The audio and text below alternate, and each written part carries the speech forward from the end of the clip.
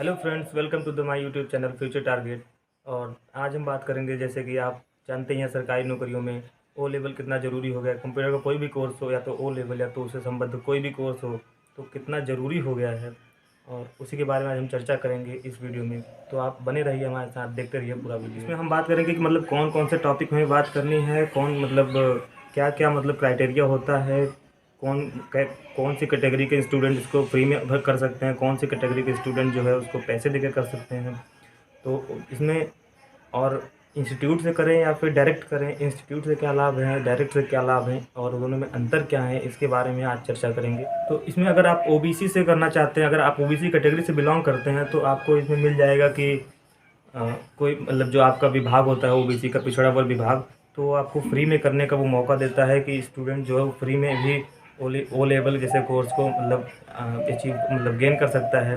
या तो फिर अगर आप ओबीसी से बिलोंग नहीं करते हैं, तो फिर उसके लिए आपको आपको इंस्टीट्यूट में पैसे को पेमेंट करना पड़ता है, मतलब फ़ीस पेमेंट करना पड़ता है, जिसमें आपको कुछ 16,000 के आसपास, 15 से 16,000 के आसपास लग जाता है।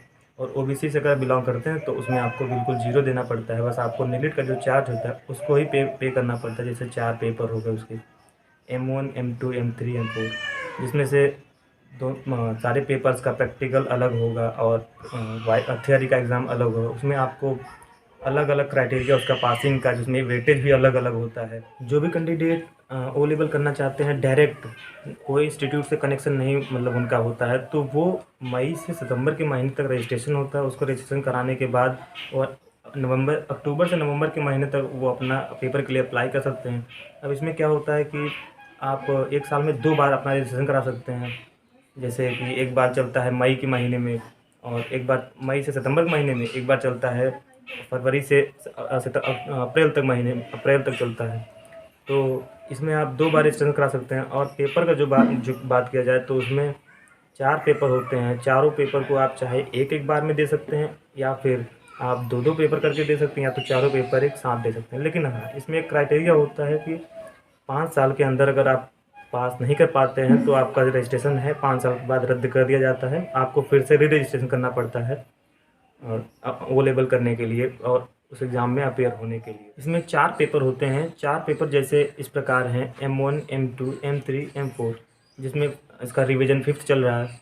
और इसमें क्या होता है कि थियरी एग्ज़ाम और प्रैक्टिकल एग्ज़ाम, पहले क्या होता था कि चारों पेपर के थियरी एग्ज़ाम होते थे, उसके बाद एक प्रैक्टिकल एग्ज़ाम होता था।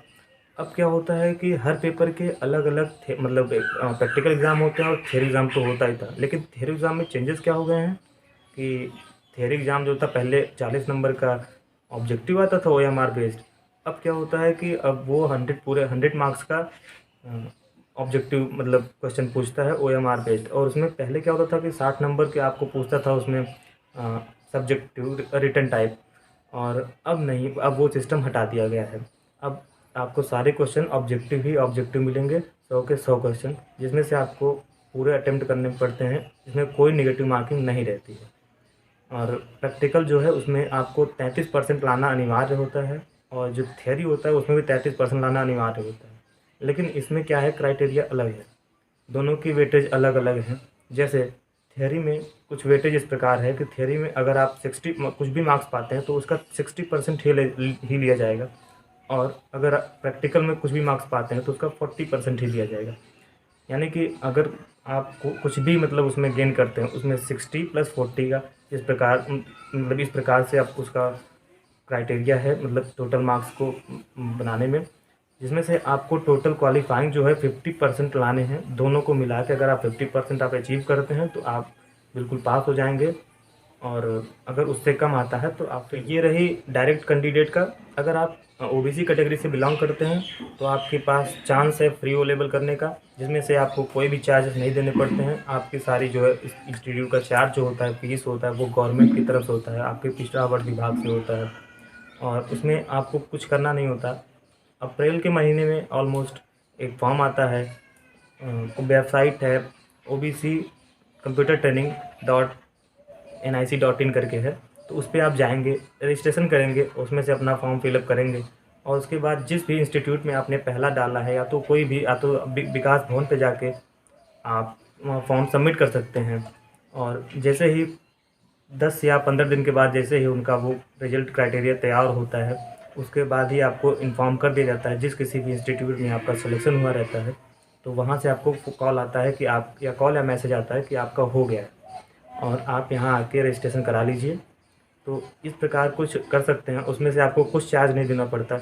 उसमें केवल नेलेट का जो चार्ज होता है, जैसे रजिस्ट्रेशन फ़ीस पर पेपर के चार्जेस हो गए, वो उसमें क्या होता है कि जब पहले ओ लेवल पिछले पैटर्न पर होता था तो उसमें आपको फ़ीस स्ट्रक्चर कुछ अलग मिलती थी, लेकिन जब इस पैटर्न चेंज हुआ तो फ़ीस स्ट्रक्चर में भी चेंजेस आ गए।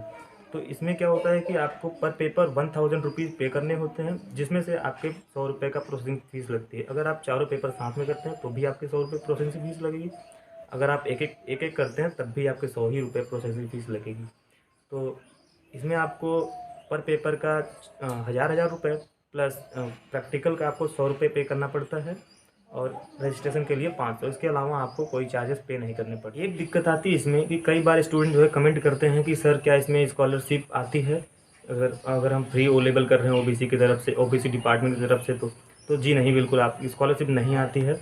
आगे यदि आप कोई भी ग्रेजुएशन के कोर्सेज़ कर रहे हैं, आईटीआई कर रहे हैं, कोई भी डिप्लोमा कोर्सेज़ कर रहे हैं, तो आपकी स्कॉलरशिप नहीं आती, क्योंकि ये भी एक प्रकार का स्कॉलरशिप ही है जो कि ओबीसी डिपार्टमेंट द्वारा आपको प्रोवाइड की जाती है, ताकि आपको ओ लेवल करने में थोड़ी सी इकोनॉमिकल मदद मिल सके। आपका रिजल्ट आ जाता है, आपका प्रोजेक्ट सबमिट हो जाता है, उसमें आपका मतलब सारी चीज़ ओके हो जाता है, तो आपको 2 से ढाई महीने के बाद आपको सर्टिफिकेट डाउनलोड करने के लिए ऑप्शन आ जाता है।